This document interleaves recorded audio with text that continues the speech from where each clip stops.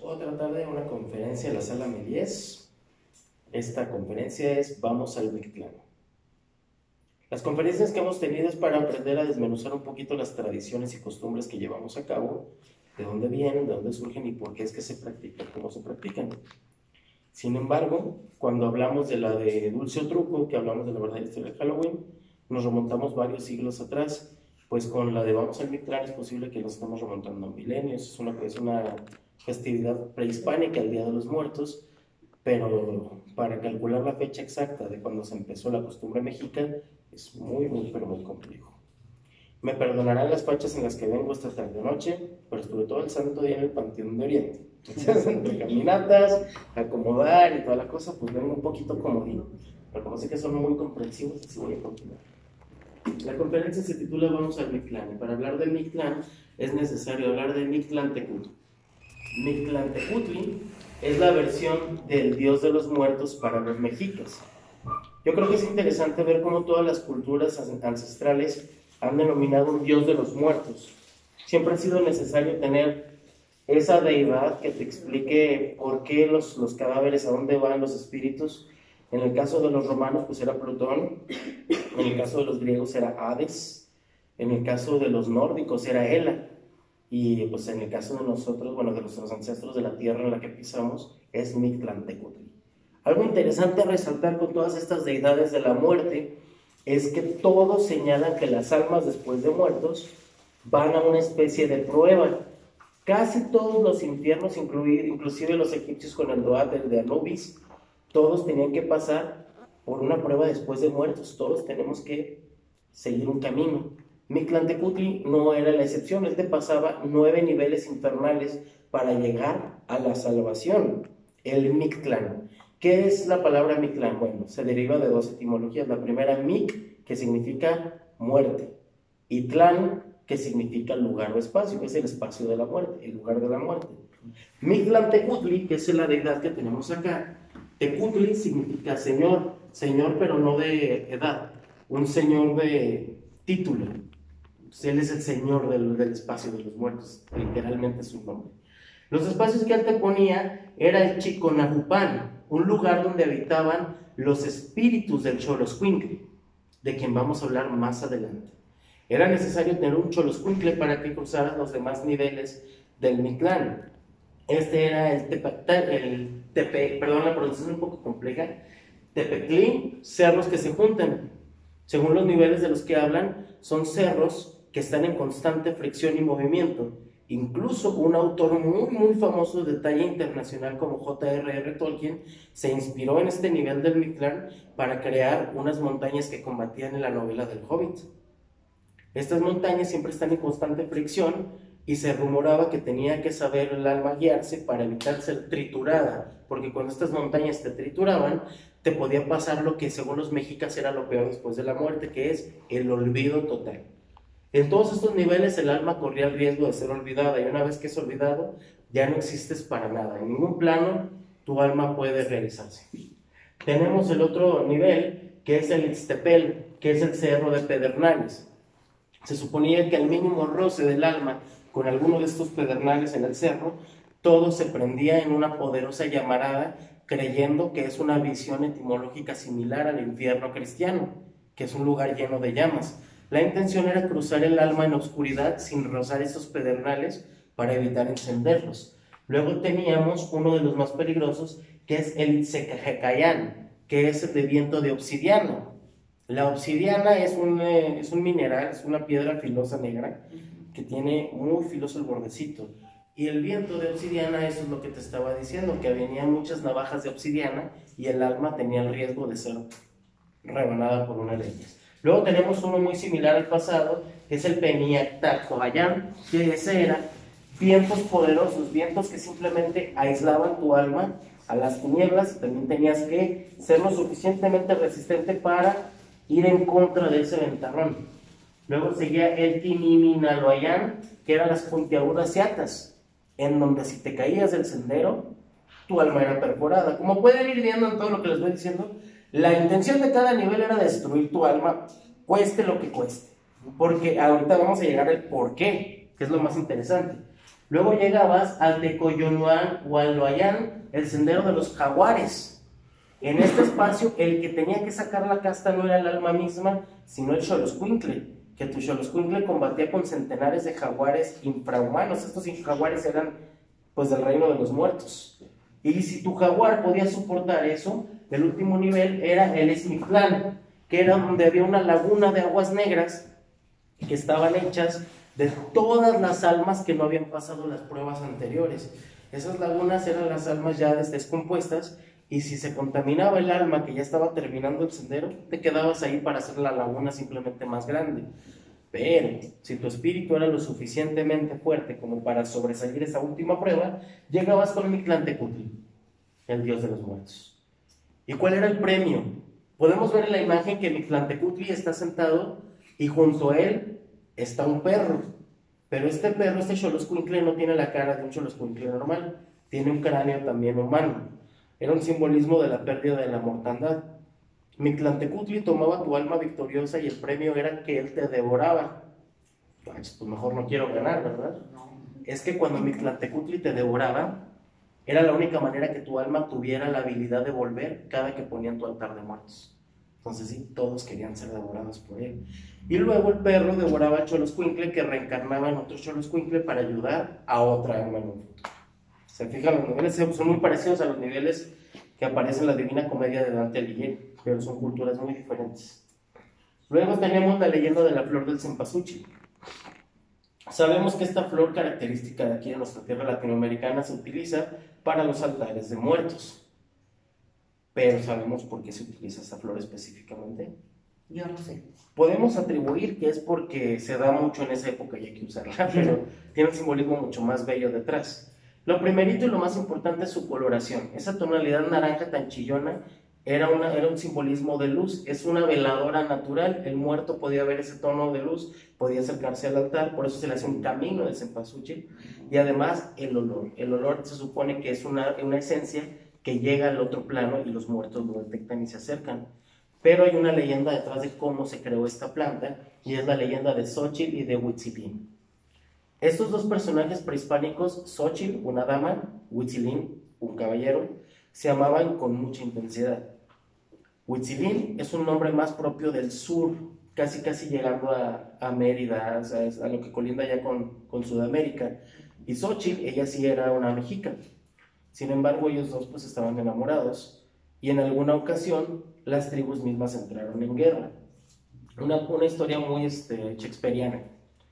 Fue donde él no tuvo opción, tuvo que combatir en aquella guerra y murió.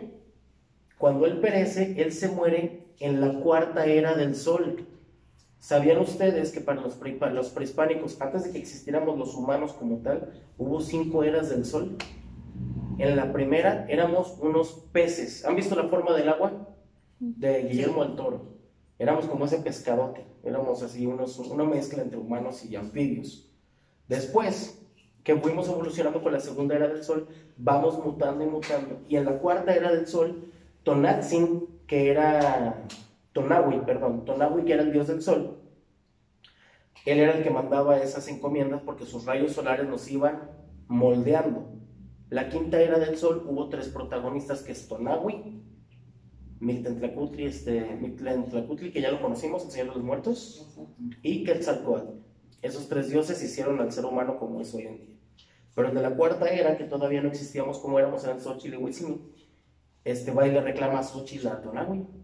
Le dicen: tus guerras del sol se murió mi amante y no puedo yo vivir. Le dijo ella: porque murió él en tu guerra, yo te pido a ti, deidad, que tengas ese valor y me mates a mí. Yo ya no quiero vivir. Así como tuviste el valor de arrancarme al hombre que amo, llévame a mi alma también. Pues en lugar de provocar la furia del dios, lo que le provocó fue llanto. Tonahui lloró y su lágrima era un rayo solar. Ese rayo solar toca a Xochitl y sí la mata, pero fue accidental. Cuando el rayo solar la toca, no se calcina ni se prende en llamas. Ella se pone a brillar de una intensidad naranja y se convierte en un capullito chiquito. Esa exclama vino en el mes del otoño, entrando octubre. Cuando pasa el otoño y el invierno y llega la primavera, llega un colibrí que el pelaje del colibrí, curiosamente, era idéntico al penacho que llevaba Huitzilin en la batalla. Y el colibrí comienza a nutrirse de la plantita y esas flores como la flor de cempasúchil. Se dice que desde ahí brilló más que nunca y su aroma llegó al mundo de los muertos como una proclama de su amor. Fíjense desde dónde viene la leyenda del cempasúchil. La flor de cempasúchil es Xochitl realmente. Siguiendo con las tradiciones prehispánicas, llegamos con la leyenda del Xoloscuincle, una raza de perro muy propia de México, y que él era adorado por los mexicas, pero en la adoración que ellos tenían hacían una práctica muy cruel con el animal, que ellos no lo consideraban crueldad, de hecho lo consideraban el máximo honor. Pero vamos a remontarnos un poquito con la leyenda del Xoloscuincle. No, pero ¿qué hacíamos? ¿Cómo? A los niveles, no, ahorita llegamos a eso. A los niveles que llegábamos del Choconahuapan, el primer nivel. Cuando tú eras transportado al Mictlán por primera vez, no se te juzgaba por tu posición económica. Para Mictlantecutli no importaba si tú eras un alto sacerdote, si tú eras un poderoso emperador o un miserable granjero, no importaba de dónde venías. Él decía que todas las almas tenían el mismo valor, pero lo que te definía para cruzar todos esos niveles de los muertos sí tenía que ver con cómo actuaste en vida, porque el nivel de poder de tu Xoloscuincle dependía de tu calidad de persona. Podía ser un poderoso monarca, pero si eras avaro, maldito y todo lo que se puede maldecir, tu Xoloscuincle era un perrillo débil, sin chiste, que no te iba a defender en todos esos niveles. Pero aunque tú fueras muy adinerado, un emperador poderoso, pero eras gentil, amable y bondadoso, tu Xoloscuincle era un poderoso can que podía, sobre todo en el nivel de los jaguares, que es el penúltimo, era donde más te sacaba quita tu Xoloscuincle. Igual si eres de clase baja, hay gente que no tiene mucho recurso, pero es ladrona, ladina y embustera. Ya entendimos ese concepto. Por eso era tan venerado el Xoloscuincle. Y cuando ellos veían un Xoloscuincle en estado salvaje, lo domesticaban y lo engordaban todo el año y lo mimaban, lo cuidaban, lo apreciaban, le rezaban. Y justo cuando caía el 28 de octubre del actual calendario, ellos lo mataban. Mataban al Xoloscuincle que tanto habían cuidado, pero había una técnica para ello. Lo desollaban limpio, le quitaban toda la carne, toda la piel, dejaban únicamente el esqueleto y lo ponían en el primer nivel del altar de muertos. Actualmente, quien todavía pone un altar tradicional va a poner una figura de un perrito en el primer nivel del altar. De ahí viene poner un perro en el altar del Xoloscuincle, que es tu guardián. Él te va a llevar, por eso se ponía. ¿Primero lo mataban y luego ya lo desollaban o...? Sí, pues no, imagínate desollarlo vivo, que horror. Ya era horrible. No, pero sí es que a veces había prácticas donde desollaban vivos. No, el Xoloscuincle era desollado después de muerto. Lo mataban y luego le quitaban la piel. Ahora vamos a adentrarnos con los elementos del Día de los Muertos actuales, la calaca garbancera. La garbancera, o como actualmente la conocemos como Catrina, esa fue creada por José Guadalupe Posada, polémico politólogo, sátiro social, ilustrador y caricaturista. Este hombre nos pone una calaca y si se fijan no es muy intrincada, no tiene tanto elemento ornamental, simplemente es una calavera y ya está bien vestida. La palabra Catrín, que es la palabra... ¡Salud! La palabra Catrín, ya Catrina es una deformación de la palabra, viene de hombres de alta incurnia, hombres de parafina, de cuna alta, desde ahí viene la palabra Catrín. Las garbanceras eran aquellas personas que trabajaban en la cocina. Ellos piscaban garbanzos y muchas otras cosas. Cuando vino una fuerte oleada de moda francesa y trajeron en la época porfiriana mucha ropa de París, de Italia, de Milán, las muchachitas de casas buenas, de casas grandes, se empezaron a vestir con muchos mejores vestidos de los que ya tenían. Entonces esos vestidos viejos se los regalaron a las cocineras, a las garbanceras.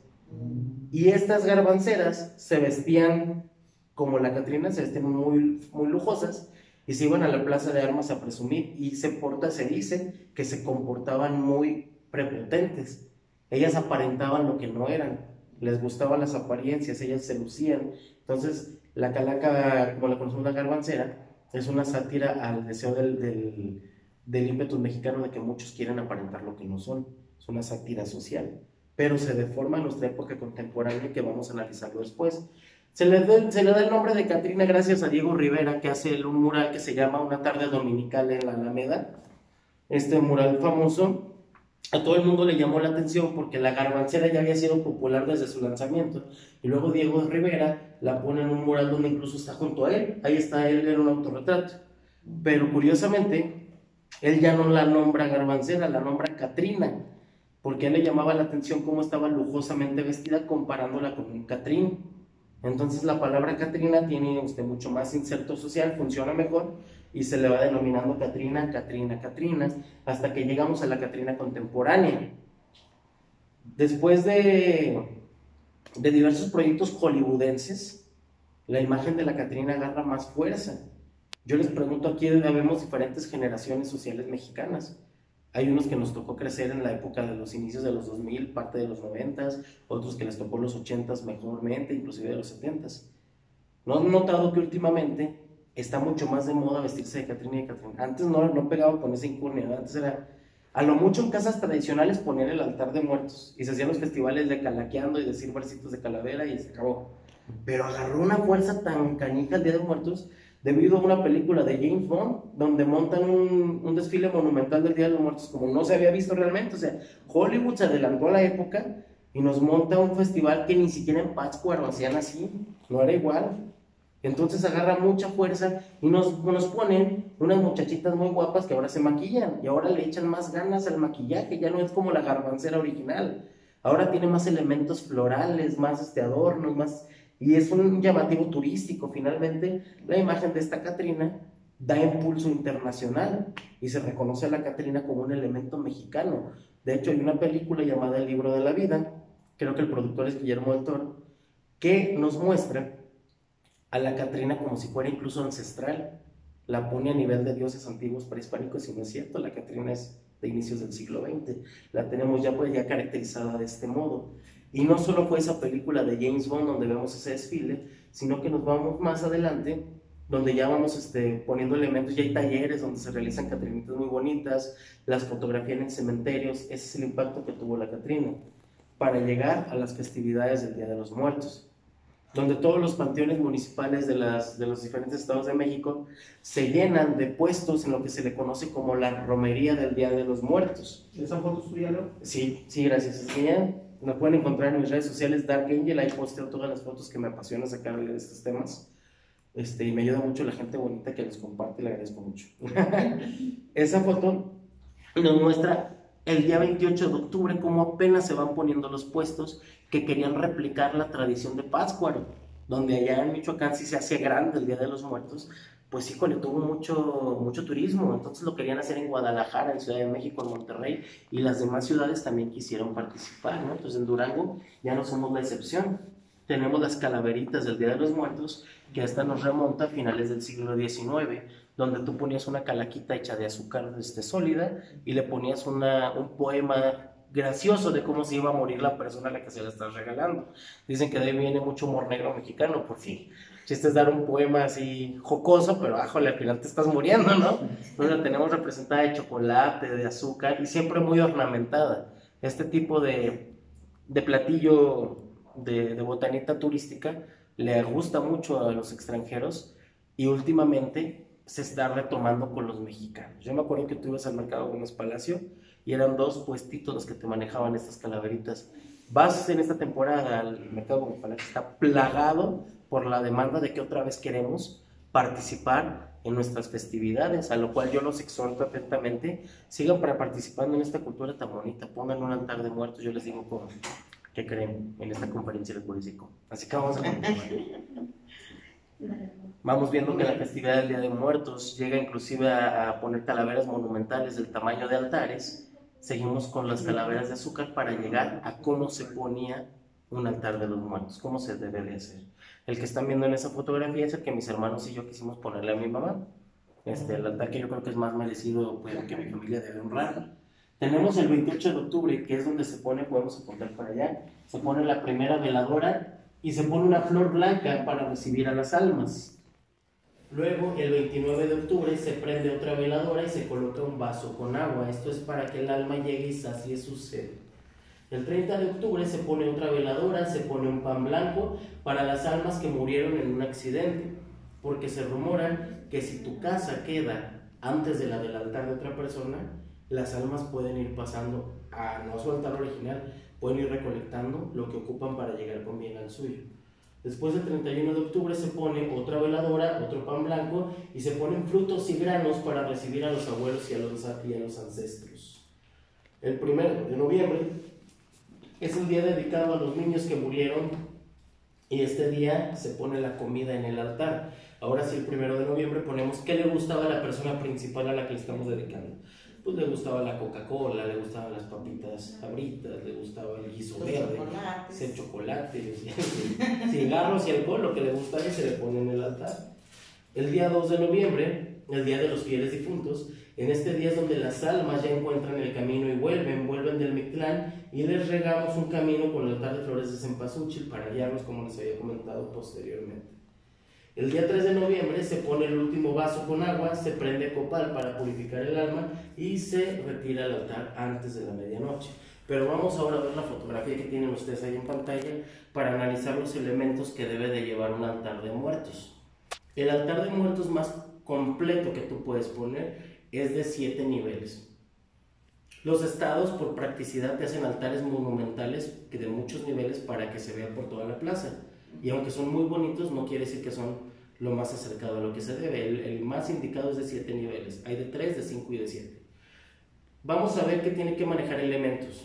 Tiene que estar el agua, el fuego, el viento y la tierra. El primer nivel, que es el piso, se riega en granos, se riega frijol, el elemento de la tierra, y con sal se hace una cruz. La cruz purifica el camino del alma y se riega un camino con papel picado y cempasúchil. Eso representa la tierra. Luego las veladoras alumbran el camino del difunto para que pueda llegar precisamente al altar. Las veladoras representan el fuego. En el segundo nivel ponemos los elementos florales y el cráneo para recordar la mortandad. Los elementos florales es para que el alma se dé un baño de fragancia. El alma quiere llegar oliendo bien a nuestro domicilio. Subimos al tercer nivel y se ponen las frutas, los granos, los elementos más naturales para recibir el apetito. El espíritu va abriendo paso para el cuarto nivel del altar, que ahora sí ya tenemos la ofrenda como tal. Ya tiene su comida favorita, sus botanitas, lo que le gustaba en vida. Se pone algún elemento personal de la persona a la que se le está dedicando, una prenda de vestir, un broche, una peineta, algo que fuera suyo, que de verdad usó en vida. Subimos al quinto nivel y tenemos un elemento donde pueden ver diferentes cráneos de colores. Son 6 cráneos. Y en ese nivel donde están los 6 cráneos, también debe de ir una foto del difunto a quien se le está dedicando el altar. ¿Qué simbolizan los cráneos? El primer cráneo es un cráneo blanco. Ese cráneo está representado para los niños que no alcanzaron a crecer.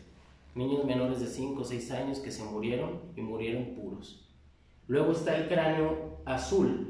Un cráneo de color azul representa las almas ahogadas, personas que se murieron ya sea broncoaspiración, se murieron ahogados de verdad en un lago, en un mar, se murieron inclusive, también se decía que están dedicados a los que se murieron ahogados de alcohol, también está para aquellos que fallecieron de cirrosis.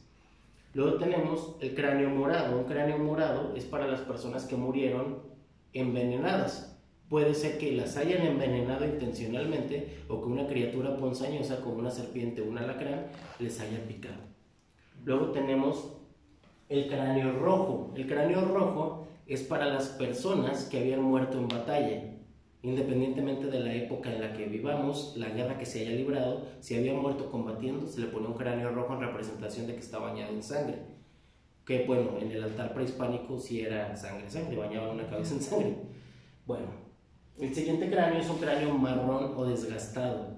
Ese es para los que alcanzaron a morir de vejez. Que por cierto, para la época prehispánica, si te morías a los 50 años ya la habías librado mucho. La calidad de vida ha aumentado bastante, irónicamente.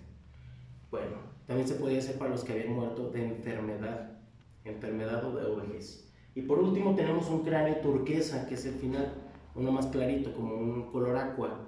Ese color se utilizaba para los iluminados.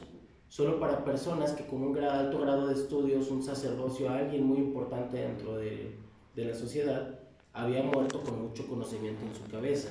Se decía que esa persona se podía brincar todos los niveles del Mictlán y solo tenía que pasar un juicio contra Mictlantecutli. Ahora sí llegamos al último nivel. Este tiene que representarse, es el sexto nivel, nos falta uno más. Hay una foto del difunto hasta arriba, otro cráneo para representar la mortandad, y tiene que haber una figura de un santo que se venere en ese hogar. El santo puede representar inclusive a Jesucristo mismo, puede ser San Pedro, puede ser la Virgen María, puede ser la Virgen Guadalupana. La intención es una imagen religiosa que es el sincretismo que se adopta. Esta cultura era prehispánica, pero cuando llegan los españoles e inculcan el catolicismo, no pudieron quitar el Día de los Muertos. A esta altura vamos a hablar de algo muy interesante. No es que la conferencia no lo haya sido, sino que qué tan engañados hemos vivido. El Día de los Muertos no se celebraba en noviembre. Para los antiguos mexicas el Día de los Muertos era en agosto. Pero resulta que los católicos vieron mucha similitud de ellos con un día que ellos practicaban en Europa, conocido como All Hallow Eve. Si les suena este nombre es porque hablamos de él en la conferencia pasada. Como se deformó el All Hallow Eve o el Samhain para convertirse en Halloween, también se deforma esta misma tradición católica. Y ellos le dicen a los mexicas, es que estás confundido, mano, lo estás celebrando en agosto y es en noviembre.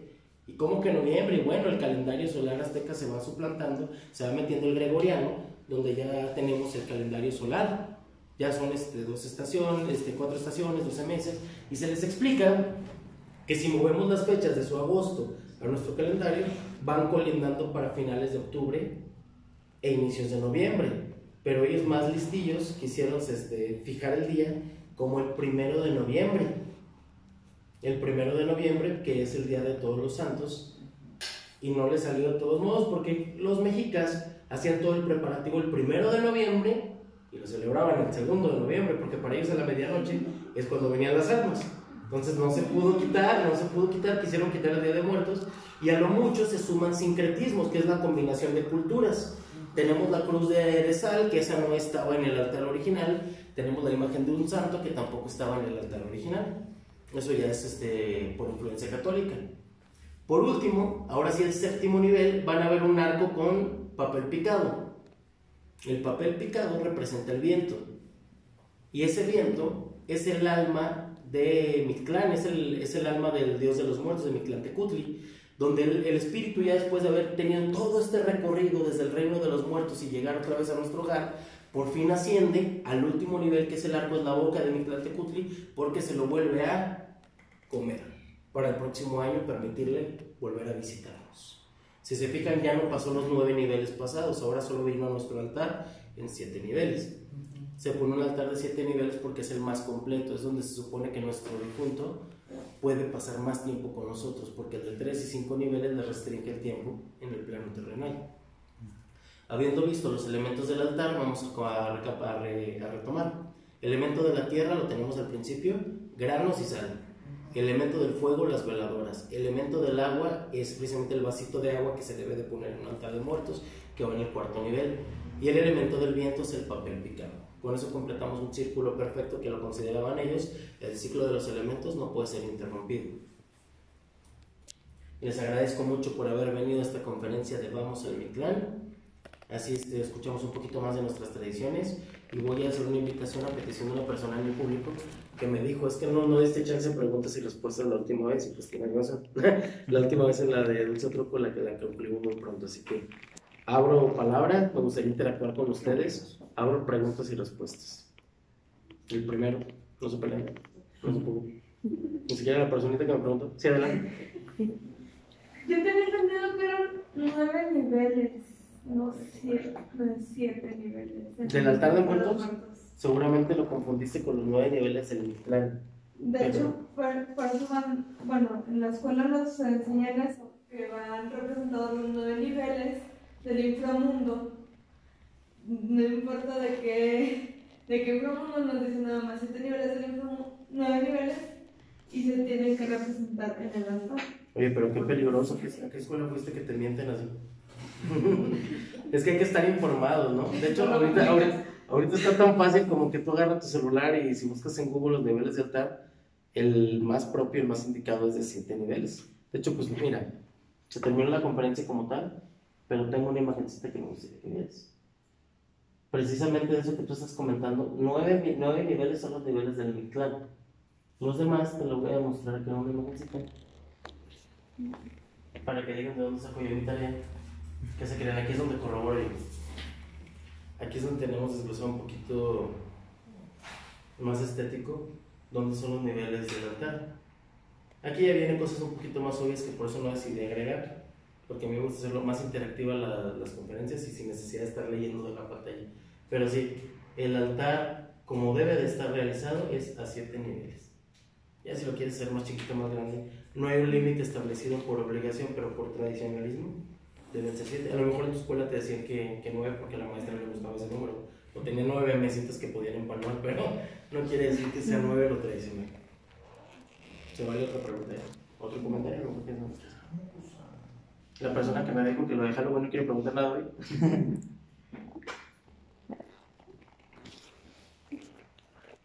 Yo quería preguntar, con respecto a las fotos, bueno, por lo menos en el altar que tenemos en mi casa, Sí. como que no se hace distinción en cuanto a quién se pone.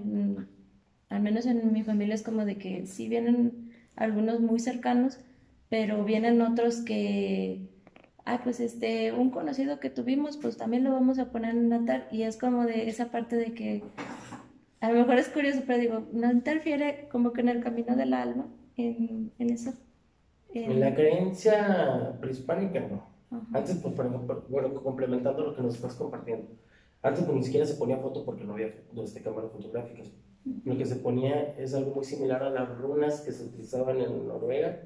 Era una placa de piedra con el logo de la familia del México. Entonces así ya dabas por hecho que iban todos los que se habían muerto de esa familia. Entonces, más que la interrupción del alma, a lo mejor lo hemos transportado a algo muy literal hoy en día. Nos imaginamos al espíritu llegando de casa en casa y casi tocando la puerta y comiendo. Era más bien un concepto. No es que lo interrumpan, pero me recordó mucho lo que me contaste cuando llevé a mis sobrinitos a ver la película de Coco, cuando salió en cines. Y hacen un comentario cuando se están peleando en la estación del tren. Dice una calaca muy enojada: rápido, soluciónamelo, señorita, que tengo que llegar a 5 ofrendas esta noche. Entonces me dice uno de mis sobrinos: oye, tío, así habla, me dice: oye, tío, o sea que van haciendo paradas en todas las casas. Y me no necesariamente, o sea, es un concepto, es una forma muy bonita para honrar. Es como cuando la gente atea cree que Dios no les hace caso porque rezan y no, es que le cumple milagros a todo el mundo menos a mí. Pues no, Dios no se agarra una lista y se va de uno en uno. O sea, rezar es un concepto de fe y luego ya pasa lo que tenga. Y se los está diciendo una persona no creyente. Adelante, ¿tienen alguna otra duda, una pregunta, un comentario que quieran agregar, una experiencia relacionada con esta festividad del Día de los Muertos? Pues no precisamente relacionada con la festividad, pero yo sí tengo experiencia de que sí hay un más allá. Porque yo, de 13 años, vi a la que en ese tiempo era mi mamá Tina, que venía siendo mi abuelita. ¿Qué vendrá siendo suya? ¿Su tatarabuela? Bisabuela. Yo la vi en el espejo, se estaba peinando, se estaba arreglando para salir. Y como yo pensé que me iba a dejar sola, porque yo vivía con ella, me levanto de la cama y empiezo brinco y brinco para poder prender el foco. Era de cadenita. Y mi abuelita no estaba frente al espejo, estaba caída. Estaba tirada bajo la cama. Bueno, no bajo la cama, pero sí, a la a un falda lado de la cama. Me asusto, le tenía miedo a mi mamá, pero dije yo, pues no la puedo levantar porque estaba muy suelta. No la pude levantar, abrí la puerta y yo grité: mamá, y grité varias veces y no me oía. Es que ya era medianoche.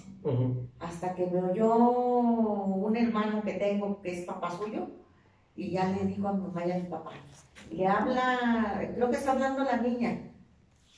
O sea, yo estaba todavía una niña. Y ya fueron a ver. Y dije yo, ay, a ver si no me regaña porque me va a decir mi mamá que si ni eso pude hacer, levantar a mi mamá Tina a la cama, pues cómo la iba a levantar. Sin embargo, a mí no me dio miedo. Y yo la vi y sí se estaba arreglando.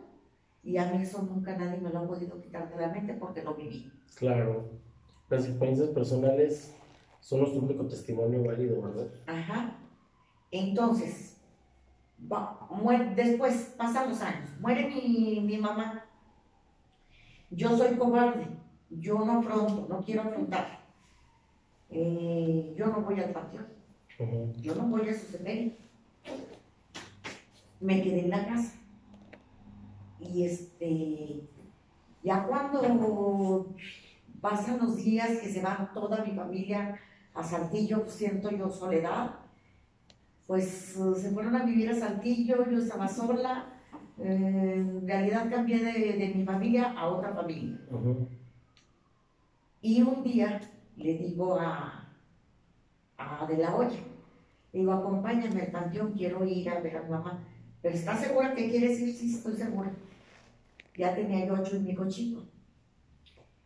Se me cayó la tapa del biberón, pero la tapa, no la mamila. Se me cayó allí y ya no se la pongas y me empezó a regañar. Y al empezarme a regañar, se agachó él por la tapadera y da la casualidad que la tapadera tenía pues un tanto así de retirado de donde estaba la cruz. Y se pegó fuerte en la cruz.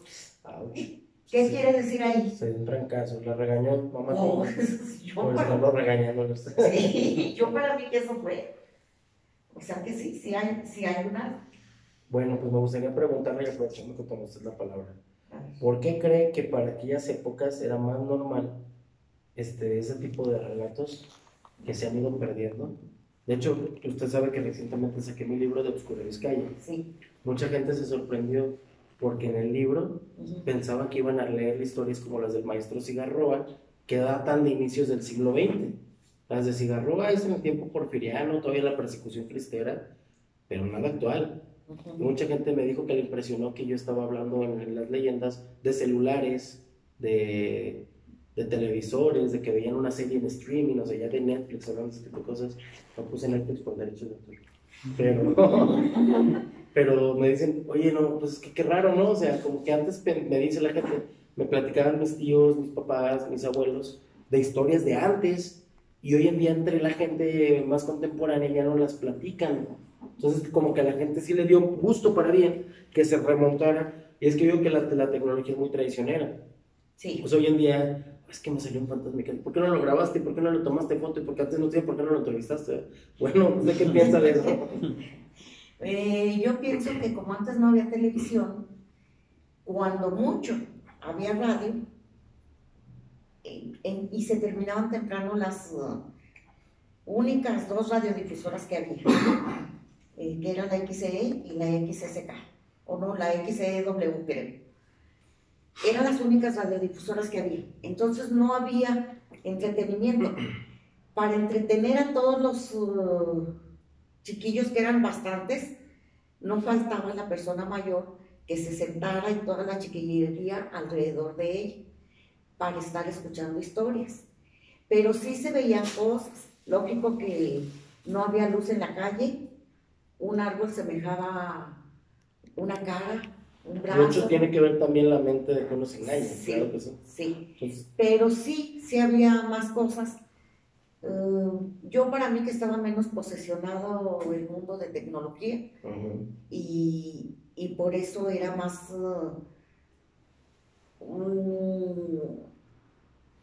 echar a volar la imaginación era más exactamente fácil. Sí. Y yo para mí que era mejor, porque si un cuento escuchábamos en la radio, estábamos nosotros imaginando el cuento. Trabajaba la creatividad. Pues déjeme decirle que tiene usted razón. Vieran qué difícil es vender un libro. La gente no te va a pagar por leer. Ellos esperan incluso que les pagues porque leer. Solo gente que de verdad tenga ganas de nutrir su cabeza, que tenga ganas de entretener su mirada y echar a volar la imaginación, va con gusto a pagarte por una obra literaria. porque precisamente hoy en día todo lo quieren ver en proyecto audiovisual. Sí. Por eso, un libro, hay una saga muy, nos estamos desviando del tema del Día de los Muertos, pero eso es importante. Hay una saga muy, muy buena de libros que se llama The Witcher, y nadie los pelaba. Buenísimos los libros. Y luego les hacen videojuego y van pegando medianamente bien, sí, ya tiene aceptación. Y luego los van a sacar en serie en Netflix y ahora sí todo el mundo habla de The Witcher. Ya todos, yo digo que va a estar buena la serie, me la voy a ver, pero, o sea, nadie quería leer los libros. Ahí estaban, ya los pudiste haber leído desde hace 15 años y nadie los agarró. Poca gente que de verdad, es muy difícil. Yo hago un exhorto en general a las personas y a la sociedad. No los míos, si quieren no compren mi libro, pero léanse un libro bonito, vale la pena. Vamos a retomar el tema del Día de los Muertos. Y me gustaría, si alguien más tiene algo que agregar, un comentario que decir de estas fechas, algo que quieran compartir. Que antes el Día de los Muertos era de que se tenía que hacer comida, que teníamos que llevarnos la comida allá al panteón, Sí. y allí íbamos a estar comiendo porque allí íbamos a estar conviviendo con nuestros muertos. ¿Le cuento algo? Sí. Yo, apartidista, no quiero hablar de administración ni nada, trabajo en el municipio, pero yo me mantengo al margen para no mostrar preferitismos. Pero el año pasado, la administración pasada permitió tener puertas abiertas del panteón en muchos años. Ya se cerraba todas las noches. O sea, uno iba el 2 de noviembre, día 8 o 9 de la noche y estaba cerrado. Qué sorpresa, de verdad, la respuesta de la gente. Yo creo que mucha gente sintió nostalgia con lo que usted está comentando, porque de verdad eran las 2, 3 de la mañana, así de personas el Panteón de Oriente lleno. ¿Cómo no tomé más fotos? Lleno de veladoras y la gente comiendo en las tumbas. Sí. Llevaban las tortas y es lo que tal vez le gusta al difunto y los familiares comiendo. Sí. Sí hubo un poquito de suciedad, también tenemos que ser más cultos en ese sentido, de cultura general, de no ser sucios, porque al día siguiente pues sí había mucha basura. Pero en nivel tradicional creo que eso fue muy bonito, pues este año ya no se replicó. Hay una cosa buena en eso, yo ya no tengo que regresar a chambear ahorita. Pero pues lo malo es que pues las tradiciones se van perdiendo, ¿no? Pues sí. Si un día alguien de la administración municipal llega a ver esta conferencia, igual también lo voy a hacer solicitud por carta, consideren regresar esas tradiciones y dejar las puertas de nuestro panteón municipal abiertas solo la noche del 2 de noviembre. Sí, adelante. Ahorita comentaste de que tenían que hacer ese recorrido cuando morían por primera vez. Sí. Entonces, ¿quiere decir que morían varias veces?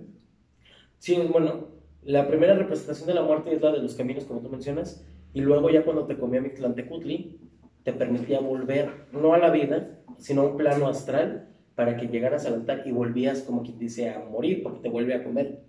Pero no quiere decir que te podías revivir y morir, o sea, te permitía salir de tu viaje astral para llegar al altar, llegas al arco, te vuelve a devorar, vuelves a salir, te vuelve a devorar. Solo si cuando te moriste pasaste los niveles del Mictlán. Si no los pasabas, haz de cuenta que tu alma se apagaba. Ya no tenías conciencia de nada, ni infierno, ni paraíso, ni nada. ¿Sí? Estaba viendo también en un video que estaban hablando sobre todo el viaje que hacen el alma. Y estaban hablando de que ese viaje aparentemente duraba 7 años. También no sé en qué se basaron para decir eso, pero me queda la duda de que si dura 7 años, quiere decir que te tienes que esperar 7 años para ponerlo, para que pueda volver a... El video que tú viste sería importante ver la persona que es de YouTube, ¿verdad? Ajá. Ver si el youtuber o la youtuber se basaron en algo académico, algo estudiado. A lo mejor sí lo hicieron. Yo te voy a ser honesto, todas las investigaciones que yo recabo, primero checo en muchas fuentes antes de yo hacer mis presentaciones.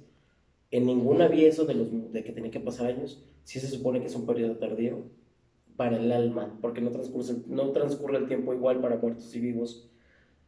Pero te puedo decir que lo más veraz que yo tengo es del archivo antropológico de la Universidad de la UNAM. Entonces no sé de dónde haya sacado su fuente esa persona. Pero es interesante para verlo, porque dice que 7 años. Yo lo único que sé es que cuando se muere una persona, que se entierra en una fosa donde hay 4 gavetas, o que nada más es una gaveta, y que hay que esperarse 7 años para poder juntar los restos de la persona y poderlos poner junto con la nueva persona que falleció. Sí. ¿Por qué 7 años? Eso es por el tiempo de descomposición del cadáver. por el tiempo que se permite la exhumación y por el tiempo municipalizado para dar uso de la tierra. Es más administrativo y de salud pública no tiene que ver con ceremonia, con algo ceremonioso, con algo tradicional, es meramente institucional. Bueno. Sí, tiene que ser 7 años para hacer espacio en la gavetita. Porque compras otro terreno si se te mueve alguien y saca más dinero al municipio. No me despiden por eso. Yo tengo una pregunta. Sí, adelante. Para los mexicas, entonces, ¿qué es lo que sea tan especial a la raza del Xoloscuincle? Bueno, no conozco como tantas razas endémicas de México, se me viene a la mente el Chihuahua, ¿no? Además del Cholo. Pero, ¿por qué el Cholo era como el guía a través de la jornada del Mictlán? Lo que ellos consideraban de un Xoloscuincle era algo bien básico que hoy en día no debería sorprendernos tanto, era la carencia de pelo. Como eran unos animalejos sin pelaje, ellos creían que era un sinónimo de pureza y los veían como un ente diferente, no era un perro. De hecho, Xoloscuincle, la palabra xolo significa deforme. Tal vez por eso le decimos así a los cholitos, ¿verdad? Son medio raros. La palabra xolo es deforme, y xcuincle es canino o de raza de canino. Entonces es como un canino deforme. Lo veían diferente, sus ojos no eran un perro, pero son muy místicos, ¿no? ¿Tú has visto un Xoloscuincle en vivo? No. La primera vez que yo vi un Xoloscuincle fue este año, este octubre. Sí. Híjoles, también sí te imponen, ¿eh? Ya cuando ves a uno enfrente, sí te transmiten algo que no te transmite un cano. No te curiosidad. Pues les agradezco mucho todo. ¿Sí? Ahorita que estaba diciendo de un video, se va a ir muy mal. Yo veo mucha televisión y hay un comercial de una cerveza que representa todo el viaje del Mictlán hasta que llega con todos los ancestros y al Día de Muertos. Oh, qué padre, ¿de qué cervecería? Dale publicidad que tú no puedes. Tú dale publicidad. Coronita. ¿De cuál vamos a ir a comprar ahorita? La cerveza Victoria representa la entrada cuando lo están despidiendo Sí. en el cajón, como cae al lago, como entra por todos los tormentos, va sorteando todas las paredes, las lanzas, Todo lo que describimos ahorita. Sí, Órale, y luego qué lo padre. recibe un Xoloscuincle y lo lleva con Mictlantecutli. Ujú. Y se ve que lo recibe, le da la mano, y luego vuelve a caer como al agua y ya llega con todos sus ancestros para poder ir al altar de muertos. Sí, es el concepto de haberse comido el alma, ¿no? Ajá. Oye, voy a buscar ese comercial ahorita en YouTube. Después de ver este video, chécalo también. Se me hizo. Gracias por compartir pero eso. ya- Que valía la pena mencionarlo. ¿Sí? Sí. ¿Alguna otra curiosidad, otro comentario que vamos a ver? Una manita roja por allá. Oye, ¿y de esos niveles del Mictlán, de qué dependía que una persona los pasara o no los pasara? Dependían del nivel. Es que llegaron un poquito después de esa parte. No pasa nada. Dependía de tu calidad moral. Por ejemplo, para Mictlantecutli, el dios de los muertos, no importaba tu nivel social. Rico o pobre te iba a juzgar exactamente igual. Pero la habilidad de cruzar todos estos niveles dependía de tu calidad moral, porque tu calidad de persona le daba fuerza a tu Xoloscuincle. Si tú eras alguien muy mezquino, muy agarrado, muy mala persona, te iba a tocar un Xoloscuincle debilucho, poco imponente, muy mediocre el perrito. Pero si eres una persona íntegra y apoyabas a los demás y no te doblegabas ni eres corrupto, ibas a tener un tremendo Xoloscuincle bien poderoso que iba a poder sobre todo contra el ejército de jaguares, que era el nivel más difícil para el Xoloscuincle. Él te tenía que guiar por el camino de los cerros que se juntan. El Xoloscuincle te guiaba para evitar esos golpes entre los cerros. Tenía esa percepción. Cuando te tocaba llegar al cerro de Pedernales, el Xoloscuincle intervenía entre tu alma y los pedernales para que no se incendiaran. Para lo de los vientos de obsidiana, él recibía los navajazos en lugar de ti. Y sobre todo él combatía contra el ejército de jaguares y evitaba que tocaran las aguas negras que te convertían también a ti en un lodo intermitente. De eso dependía, de qué tan íntegro eras en vida, era la fuerza de tu Xoloscuincle.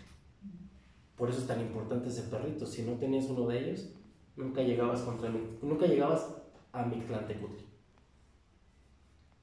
¿Algún otro comentario de esta noche del Día de Muertos? Les agradezco mucho a todos que hayan asistido a esta conferencia. Espero que nos hayamos llevado un aprendizaje todos a casa. A mí me gustó escuchar sus comentarios y experiencias. También yo me llevo algo y espero que no se han muerto. Los sigo invitando aquí a la Sala Melies, a este espacio abierto para que tengamos este tipo de pláticas que son de diferentes temas culturales, históricos, políticos. La intención es desarrollar el incentivo social y poco a poco hacernos una sociedad mejor. Muchísimas gracias por su asistencia.